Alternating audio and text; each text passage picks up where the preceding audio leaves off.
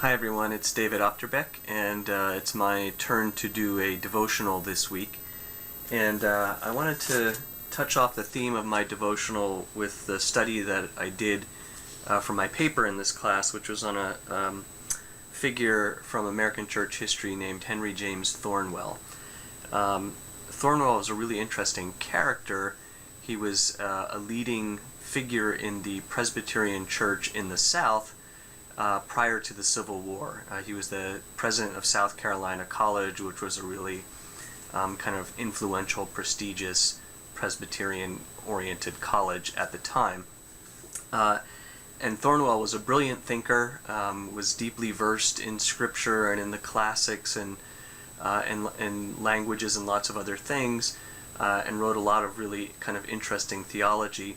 But the troubling thing is that Thornwell was an ardent supporter of African slavery, and he wrote a famous sermon, which was the subject of my paper, in support of African slavery, and was kind of one of the leading theological advocates of the time, and made some very subtle arguments in support of the Southern position before the Civil War on slavery. And in fact, slavery was something that divided the churches at the time of the Civil War in a really profound way, and it really wasn't the abolitionists who were sort of had the so-called orthodox argument. It was really the Southerners initially, the Southern theologians, who had the supposedly orthodox argument. And obviously from our perspective today, we look back on that and think it's really a tragedy that someone like Thornwell would have used his gifts and his intellect in a way that supported the terrible institution of African slavery. And it caused me to reflect on the theme of humility. And I've just pulled up on my screen in my kind of Bible work software that we use at the seminary here, Romans 12:3.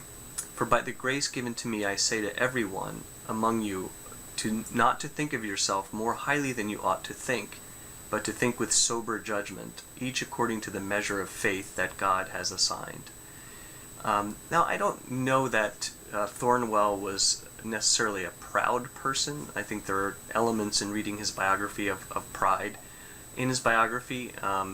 He was very driven, very smart, very accomplished, all those sorts of things. But I do wonder the extent to which someone like Thornwell was able to hear the other side, able to hear the other argument, really able to hear the abolitionist argument, really able to hear the position of the African slave.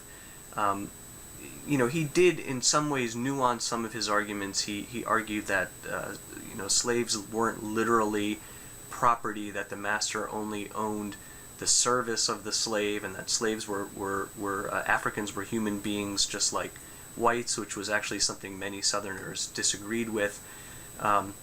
So in that sense, he did moderate some of his arguments, but I tend to think much of that was a little bit more maybe strategic than truly listening and truly hearing, and maybe truly having the humility to kind of examine some of his own positions in light of what he was seeing in the world around him. So I suppose my thought for us, my thought for me, as a student kind of diving into all the things we dive into, I pulled up my Bible works on purpose. I did want to kind of look at the meanings of some of the words in this passage. I like this hooper phroneo, the phronesis or knowledge, and the hooper above, don't think too highly. I love knowing those kinds of things and being able to dig into them, but it does make me think I need to be careful that I don't think these tools make me somehow super or particularly wise, and that my wisdom really ultimately, as anyone's, comes from Christ. So that's my devotional, and I look forward to seeing you on the forums this week.